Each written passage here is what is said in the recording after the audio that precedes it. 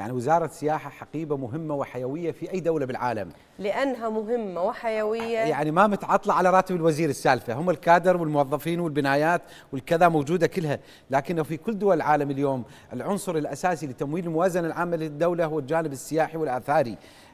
شلون ما عندنا حقيبة سياحة وآثار وزارة سيادية مستقلة؟ نجيب هذا وزير للضرورة يعني للضرورة، وتحدثنا به طوال الشهرين ثلاثة حتى في الاجتماعات اللي هاي ضرورة لأنه لإرضاء بعض لا بغض النظر عن الرضا، شو اللي دخل بالرضا؟ أنا هو الحديث عن الاستحداث كان بهذا الشكل. ما عليه بالاخير يرضى من يرضى ومن لا يرضى لا يرضى على راحته. مو صحيح، على راحته. لا مو صحيح. يعني وزارة السياحة وزارة الترشيح مع الترشيح الوزاري. يا الترشيح الوزاري لحظة يا الوزارة الموظفين نفسهم، هيئة السياحة ما راح نعين موظف واحد. وين المشكلة؟ أنا أتحفظ على كلمة اللي يرضى واللي ما يرضى براحته. لا، إحنا الترشيق الوزاري وزارة العلوم والتكنولوجيا، وزارة البيئة والصحة، خلونا نذكر شلون صار هذا الترشيق. صارت مظاهرات شعبية والشارع وقف. هذا الكلام مو دقيق، هذا الكلام مو دقيق في زمن السيد العبادي مع الأسف. يعني وطرحت هذه الفكرة وصوت مجلس النواب على هذا الترشيح، فارس ججو هذا الترشيح وإعفاء الوزير البيئة ودمجها مع الصحة ودمج التعليم العلوم والتكنولوجيا مع التعليم. رافضين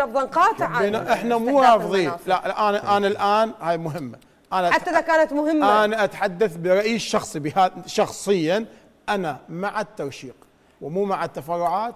كل وزير هذه صراحة مع احترامي للأخوة ولكل من يتحدث بهذه الأفكار، وهي أفكار محترمة ومقدرة، لكنه أنا أرشق ترشيق وزاري وزارة العلوم والتكنولوجيا في أغلب. خلنا نكمل رجاء. خطأ جسيم هذا كان، حولوا الموظفين للتعليم بدل ما نخفض موازنتهم زودنا موازنتهم. أكو دولة ما بيها وزارة بيئة، اكو دولة ما بيها وزارة علوم وتكنولوجيا، اكو دولة ما بيها وزارة سياحة وآثار. هذه وزارات حيوية واستراتيجية، الكوادر الوظيفية موجودة نفسها. فقط حقيبة وزارية فقط.